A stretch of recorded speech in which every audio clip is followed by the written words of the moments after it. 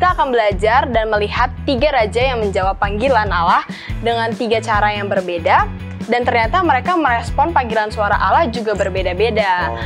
Jadi kita harus memikirkan mengenai warisan iman kita, gimana orang tua kita atau pemimpin-pemimpin kita membangun hubungan kita dengan Allah. Apa yang Allah lakukan adalah kadang-kala Allah membiarkan satu pencobaan, satu keadaan itu datang kepada kita, satu keadaan yang memang gawat genting ya, genting pada kita. Nah ini tinggal kita menanggapinya bagaimana.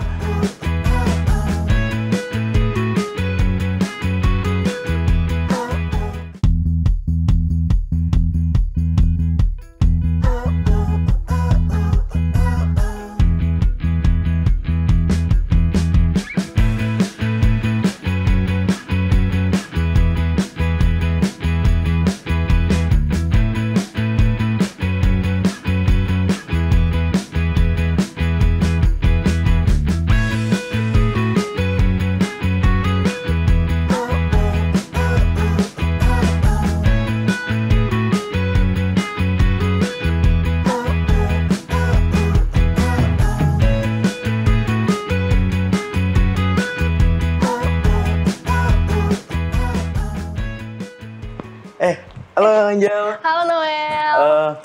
Aduh, aku mau nanya nih. Apa nih? Di sekolah kalian kapan pemilihan ketua OSIS? Oh, pemilihan ketua OSIS sih masih bulan depan, tapi pendaftarannya udah dibuka dari sekarang sih. Oh, sama nih, sama. Oh iya, kenapa nih nanya tentang pemilihan ketua OSIS? Kamu pengen daftar ya? Aduh, ketahuan. Iya nih, aku pengen daftar tapi masih bingung nih. Gimana caranya jadi pemimpin atau ketua OSIS yang bakal dipilih sama orang? Oh, menurut aku sih ya, yang penting kamu udah berani dan percaya diri. Nah, jangan lupa juga kamu harus jujur dan bijaksana. Karena kan nanti kamu bakal debat nih. Nah, habis itu kamu sampaikan misi dan visi kamu. Oh. Nah, habis itu pas kamu terpilih kan kamu harus jujur sama apa yang kamu omongin sebelum kamu terpilih. Oh iya, visi dan misi ya. Aduh, baru inget nih, belum buat. Thank you udah ngingetin. Iya, sama-sama. Semangat ya persiapan pemilihan ketua OSIS-nya. Nah, sambil kamu mikir-mikir tentang visi dan misi kamu, kita belajar tentang kepemimpinan di dalam Alkitab yuk sekarang. Wah, ayo nih, karena kan dalam memiliki kualitas karakter utama dari seorang pemimpin itu sangat penting ya. Jadi aku jadi pengen belajar nih dari dalam Alkitab. Nah, ya. Nah, aku jadi inget nih di dalam 1 Petrus 5 ayat 6, di situ menjanjikan bahwa kesuksesan dan hidup berkelimpahan adalah hasil dari kerendahan hati. Wah, benar tuh. Seorang pemimpin juga sangat diperlukan nih karakter yang rendah hati. Iya, betul banget. Nah, kita akan belajar dan melihat 3 raja yang menjawab panggilan Allah dengan 3 cara yang berbeda.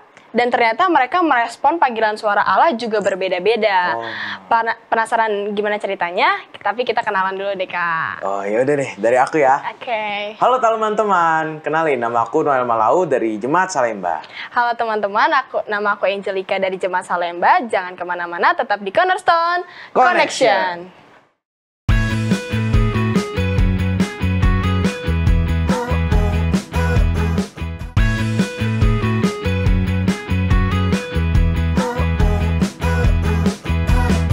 Kembali lagi di Cornerstone Connections. Program ini hadir untuk menuntun kamu kepada Alkitab agar dapat melihat kisah besar Allah dan manusia. Jika kamu mencari firman Allah yang benar, Cornerstone Connection akan menyajikan Alkitab dan menantang kamu untuk menghubungkannya dengan kehidupan nyatamu. Nah, sepanjang triwulan ini tema besarnya yaitu kasih yang tak terbalas, dan kita sudah memasuki ke pelajaran ke-12 dengan judul Mana Mojo. Nah, jadi kisah kehidupan Manasye, Amon, dan Yosia adalah gambaran dari contoh yang sangat kontras dalam loyalitas dan kesetiaan nih kepada Allah nih, kesetiaan mereka kepada Allah. Namun mereka juga menunjukkan cara yang beraneka ragam yang dengannya Allah bekerja untuk menyelamatkan kita dalam situasi yang kelihatannya mustahil gitu. Oh iya, betul. Nah, aku jadi ingat di dalam 2 Tawarik 3:3 ayat 12 dan 13. Dikatakan bahwa dalam keadaan yang terdesak ini, ia berusaha melunakkan hati Tuhan Allahnya. Ia sangat merendahkan diri di hadapan Allah, nenek moyangnya, dan berdoa kepadanya. Maka Tuhan mengabulkan doanya dan mendengarkan permohonannya. Ia membawa kembali ke Yerusalem dan memulihkan kedudukannya sebagai raja.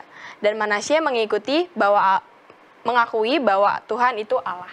Oh, jadi dijelasin nih bagaimana Tuhan menggunakan sarana-sarana yang penting untuk membawa umatnya kembali kepada hubungan yang benar dengannya. Jelas pilihan untuk menanggapi suara Allah, suara lembut atau suara panggilan untuk bangun tetap kita yang harus kita ambil itu. Iya, benar banget. Nah, pelajaran kita ini bilang kalau Manasye menjawab panggilan untuk bangun dan datang secara tiba-tiba, menjadi ditangkap, disiksa, dan diejek.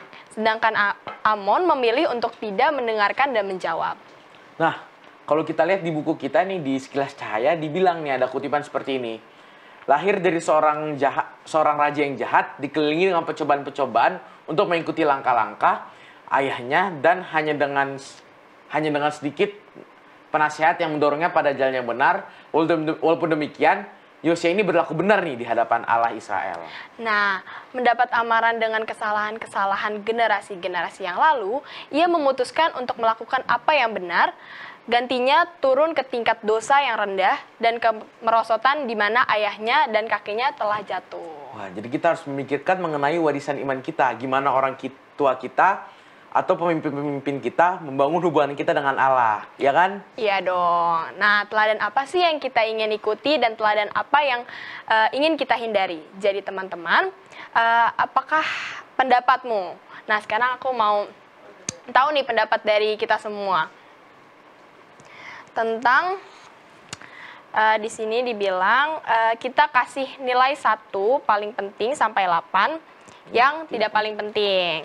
Di sini ada rasa percaya diri, mementingkan diri, belas kasihan, rendah hati, berani, jujur, bijaksana, dan melindungi. Menurut kakak yang mana nih, Kak?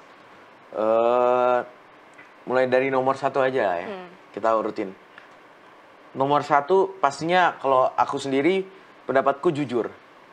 Ya. Karena jujur bagiku itu sangat penting dalam kehidupan kita sehari-hari ya.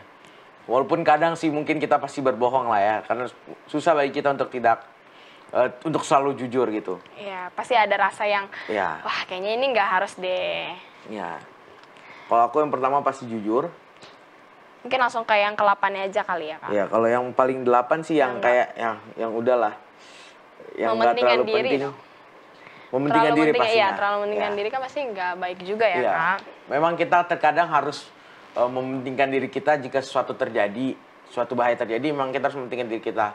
Tapi terkadang kalau kita terlalu mementingkan diri kita sendiri, jatuhnya jadi selfish, apa sih namanya? Terlalu mementingkan diri sendiri lah, egois ya. Benar. Terlalu berpaku pada dirinya sendiri, tidak pada orang lain. Iya, gitu benar. sih. Nah, teman-teman, apakah kalian tahu nih bahwa ternyata majalah remaja melaporkan bahwa 64% remaja wanita berkata bahwa mereka ini lebih rohani dari orang tua mereka. Oh ya, aku baru tahu loh. Dan ternyata berdasarkan Barna Research Group, 78% remaja mengatakan bahwa orang tua memiliki peran besar dan pengalaman kerohanian mereka. Nah, sudah pasti dong pengaruh ini bisa saja positif atau negatif ya teman-teman. Tapi pada titik mana kita dapat memikul tanggung jawab terhadap hubungan kita dengan Tuhan nih. Oh iya ya. Di buku kita juga diceritakan bahwa Yosia hanya memiliki sedikit penasehat yang mendorong dia ke arah yang benar. Nah, iya benar banget. Diceritakan juga ketiga raja bagaimana Allah bekerja sama dengan masing-masing mereka sampai kepada akhir yang berbeda nih. Aku jadi penasaran nih cerita lengkapnya. Iya benar banget, aku jadi penasaran dan kayaknya kita bakal mengundang Pendeta Benny ya ke sini. Jadi teman-teman jangan kemana-mana, tetap di Cornerstone Connections.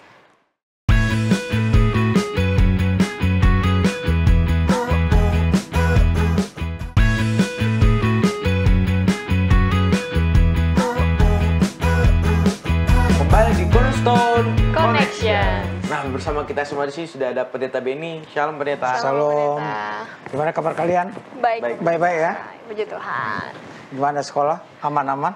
Nah, itu dia nih Pak Pendeta nih. Kan tadi si Noel dia mau daftar jadi ketua OSIS nih Pak Pendeta. Terus kan kita juga sempat diskusi kan tentang bagaimana kualitas yang akan dipilih sebagai karakter utama seorang pemimpin. Nah, Pendeta mungkin bisa jelaskan kepada si Noel tentang gambaran untuk membentuk karakter menjadi seorang pemimpin itu gimana nih Pak Pendeta? Iya, sebenarnya menjadi pemimpin. Iya mau ketua OSIS. Iya, tentunya semua kita mau jadi pemimpin. Ya. Ya, tapi tentunya juga kita harus punya satu yang ini pemimpin yang baik, yang memang bisa menjadi panutan, yang orang lain juga melihat jadi satu kesukaan. Ya, nah dalam pelajaran sekolah sahabat kita kan memberikan pemimpin itu, ada pemimpin yang memang dari masanya sudah nggak takut Tuhan pokoknya, tapi ada juga yang memang takut Tuhan, ada pemimpin juga yang memang banyak mendengarkan nasihat atau minta nasihat sehingga dia bisa mengambil keputusan yang baik.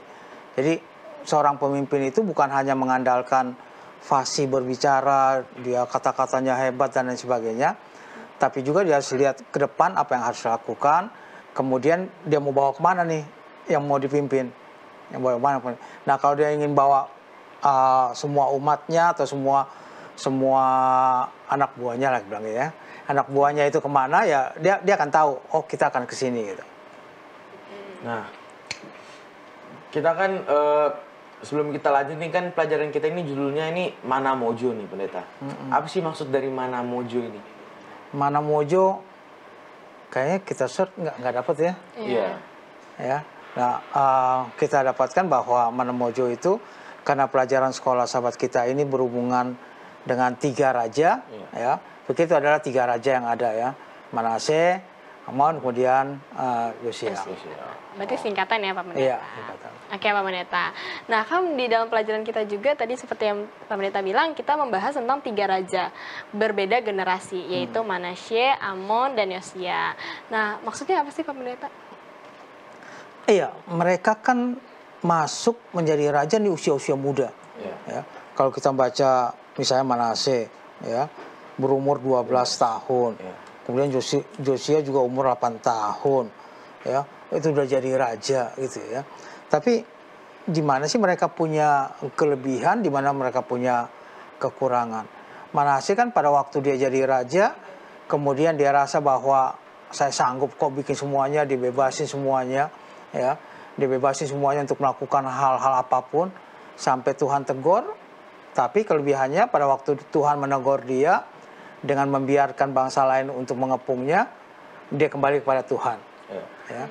Sedangkan Amon beda lagi kan. Pada waktu dia ditegur malah lebih keras lagi tentang Tuhan. Ya, tentang Tuhan akhirnya dia juga. Tapi Yosia kan pelajaran kita sahabat depan, Yosia itu memberikan bahwa pada waktu dia naik menjadi raja, dia bersihin semua nih. Dia terus bersandar kepada Tuhan. Nah, beberapa orang mungkin melihat nih hukuman Allah kepada Manasye ini terlalu berlebihan nih. Namun walaupun kita tahu ya pada akhirnya Manasye ini bertobat nih pendeta. Nah, Pak Pendeta mau tanya nih bagaimana Allah akhirnya menangani mereka masing-masing nih. Seperti Manasye kan ditangani sama Tuhan, bagaimana raja-raja yang lain ditangani sama Allah, akhirnya mereka menanggapi tindakan Allah nih pendeta. Iya, dalam pelajaran sekolah sahabat kita memberikan ke dalam cerita itu ya, misalkan bahwa dia kan melakukan hal yang jahat ya.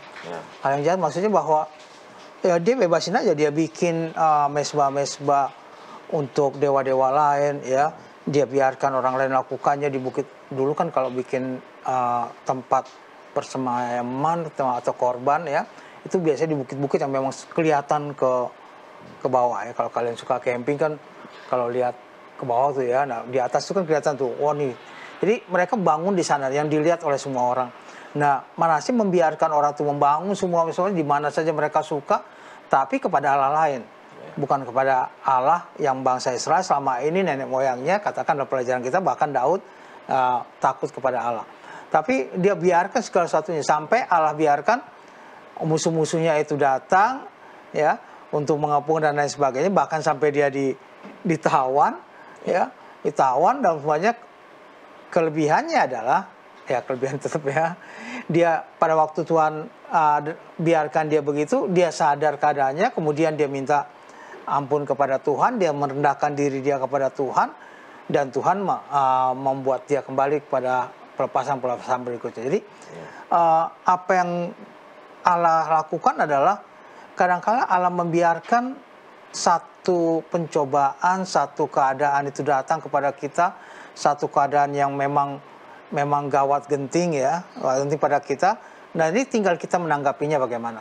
Kalau kita menanggapinya bahwa saya memang nggak punya kekuatan nih ya, saya harus datang kepada Tuhan untuk minta tolong pada Tuhan untuk mengatasi masalah saya ini, maka Tuhan akan menolong. Tapi kalau kita bilang ini sih nggak apa-apa nih ya, kita nggak ingat Tuhan juga, kita coba mengatasinya sendiri juga ya, kita coba melawan dengan diri kita sendiri, yang ada adalah kita akan lebih jauh lagi nanti meninggalkan Tuhan.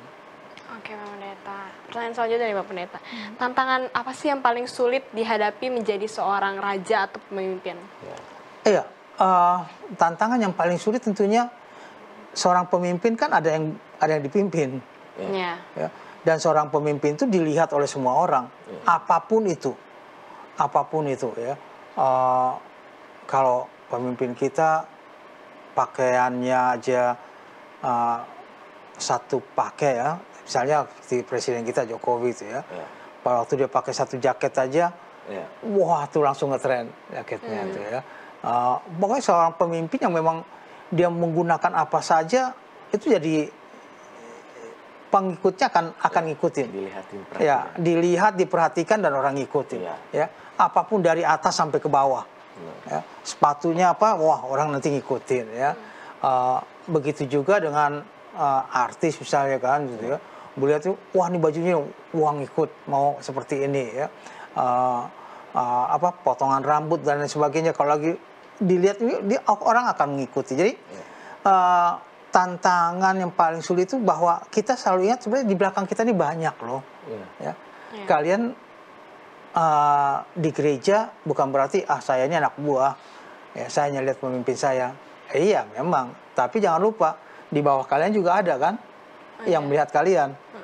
Ya, oh Bang Noel begini, ada orang saja yang kita tidak rasa bahwa mereka mengidolakan biasa ya, mengidolakannya, wah ini saya mau seperti ini, saya seperti ini. Nah, kalau kita melakukan hal yang tidak baik saja, mereka akan lihat gitu nanti. Oh, Bang kok boleh begini gitu ya. Tapi kalau kita melakukan yang baik, mereka juga akan lihat, mereka juga akan ikut. Jadi apapun yang kita lakukan sebagai seorang pemimpin, jangan lupa bahwa ada di belakang kita yang akan mengikuti kita. Nah, pertanyaan lagi nih. Kita tahu kan bahwa di sini ada Manasye, Yosia, di mana mereka menjadi raja di usia-usia muda dan tentunya masih ada pengaruh dari orang tua mereka nih. Nah, bagaimana sih sebenarnya pengaruh orang tua, mungkin bagi kita juga ya, bukan pada raja ini, bagaimana pengaruh orang tua ini untuk membentuk keyakinan anak-anaknya kepada Tuhan gitu, Pendeta? Iya, bagaimana orang tua membentuk itu adalah bagaimana kalian juga menanggapi selama ini orang tua kalian membentuk ya. Kalau orang tua tidak biasa membiarkan anak-anak makan candy, makan permen gitu ya, maka sampai kapanpun anak itu tidak akan makan supaya tidak rusak giginya. Ya, misalnya seperti itu. Atau misalnya dibiasakan anaknya, oke, ini ke gereja kamu harus pakaian rapi. Maka dia akan pakaian rapi, ya. Dia akan lihat, dan itu tidak mendadak, tidak juga tiba-tiba, ya, tidak juga demikian. Jadi itu akan ditanggapi dengan anak dengan yang pertama mungkin dia nggak tahu, dia hanya mengikut saja. Saya mungkin kasih contoh dengan seorang anak. Ya, kalau dia baru lahir kemudian orang tuanya, wah nih anak saya mau bikin jadi dokter. Ya. Kira-kira kalian kasih mainan apa kepadanya? Ya dokter-dokteran. Paling dokter-dokteran kan, nggak mungkin kasih mobil-mobilan, pesol-pesolan, tembak-tembakan. Ya nanti jadinya lain gitu. Wah saya mau anak saya dokter, tapi kasihnya mainan. Ya dia mana nggak mau katanya. Tapi kalau dari kecil sudah mau anak saya mau jadi dokter, dikasih stetoskop gitu, dikasih terus main-mainnya, ayo periksa gitu ya, periksa nih. Nah, anaknya kan, oh saya nanti mau besar menjadi dokter. Ya. Kalau mau jadi pendeta misalnya ya, maka anaknya juga sudah mulai dibiasakan. Oke, ini ya bawa Alkitab, bawa ini sudah dibiasakan. Maka dia akan untuk jadi penyanyi kan gitu. Anak sudah diajar bagaimana nyanyi apa semuanya. Jadi pengaruh itu ada. Jadi orang tua itu punya pengaruh yang sangat besar. Anaknya mau jadi apa itu tergantung pada orang tua. Oke, Pak Pendeta, sebelum Pak Pendeta kasih kesimpulan nih, mungkin aku juga bisa tanya nih ke Kakak Noel nih. Apa sih Kak yang pelajaran yang Kakak dapat nih? Kan Kakak juga pengen jadi ketua OSIS ya. Pastinya udah sedikit mengetahui lah apa yang harus Kakak lakuin nanti. Nih, dari pelajaran tadi sama pertanyaan-pertanyaan yang kita lontarkan dan pendeta jawab, mungkin yang aku dapati bahwa menjadi seorang pemimpin ini memiliki tanggung jawab yang besar lah ya. Iya, benar banget. Bagaimana kita tahu Manasye, Amon, Yosia, mereka ini memiliki karakter-karakter yang berbeda. Bagaimana Manasye mau ditegur, bagaimana Yosia dari awal selalu memuliakan Allah, bagaimana Amon semakin keras untuk menentang Allah. Itu kita pelajari semua di sini. Dan apa yang tadi pendeta jawab, bagaimana tantangan yang paling sulit untuk menjadi seorang pemimpin, dibilang bahwa di belakang aku nanti misalnya aku kepilih nih, semoga kepilih, amin, menjadi ketua OSIS, di belakangku ada orang-orang yang melihat ke perilakuku, bagaimana aku melakukan segala sesuatu. Jadi itu mungkin bisa menegurku, bisa jadi kepilih nanti jadi ketua OSIS, harus melakukan tindakan-tindakan yang baik. Apalagi kalau misalnya, kan aku sekolah di sekolah Advent ya, harus selalu membawa Allah, nama Allah dalam segala kegiatan-kegiatan di sekolah ketika aku menjadi ketua OSIS. Mungkin itu sih yang aku dapat pelajari. Bagaimana kalau kakak apa? Kalau aku mungkin lebih ke kayak, benar sih, bijaksananya lebih. Iya, bijaksana dalam memilih suatu hal yang harus kita lakukan. Ya, karena kan benar, di bawah kita tuh banyak orang yang bakal mengikuti kita. Jadi kita harus bijak-bijak memilih perilaku apa yang harus kita lakukan. Dan menurut aku ya, jadi seorang pemimpin itu kan pasti ada rasa juga senang ya kalau misalnya banyak orang yang ngikutin. Jadi kan, itu mungkin jadi apa ya, kayak aku tanam di pikiran aku supaya kita nggak boleh egois juga jadi pemimpin. Gitu. Iya, tapi kan jangan lupa bahwa itu tidak mendadak loh. Iya. Ya, saya jadi pemimpin, wah nggak mendadak. Itu memang tahapannya udah mempersiapkan diri jauh-jauh hari sebelumnya. Iya. Jadi jauh hari dulu. Kan ada pelajaran kita katakan nanam pohon itu hasilnya kan 25 tahun berikutnya. Tahun berikutnya. Jadi nggak bisa tanam pohon langsung besok udah berbuah gitu kan. Enggak juga ya. Jadi itu hasil. Jadi jauh-jauh hari sudah mempersiapkan untuk itu kalau memang hari ini. Ya, wah. Berarti nggak terasa nih pelajaran kita hari ini udah mau selesai nih. Pendeta mungkin boleh bisa kasih 1 dan 2 kalimat kesimpulan lalu mendoakan kita semua. Baik, kepada orang-orang muda dimanapun pada saat ini berada, pelajaran sekolah sahabat kita, sahabat yang ke-12 dari topik besar, kasih yang tak terbalas, dengan mana mojo yang tadi nggak ada di kamus mainnya, ya, memberikan kepada kita bahwa 3 raja memberikan karakter masing-masing. Tetapi ada satu pengaruh yang sangat besar kalau kita bersama-sama dengan Tuhan. Kalau kita bersama-sama dengan Tuhan sejak kecil kita takut akan Tuhan, kita dekat dengan Tuhan, kita menghormati Tuhan, maka Tuhan akan memimpin kita untuk jadi pemimpin. Dan pada waktu kita jadi pemimpin, maka kita pun boleh menjadi berkat bagi banyak orang. Dan tentunya banyak orang juga akan kembali kepada Tuhan untuk mengenal Tuhan dengan lebih baik. Baik, kita sama-sama untuk berdoa. Bapa di surga, kami terima kasih atas pelajaran pada saat ini.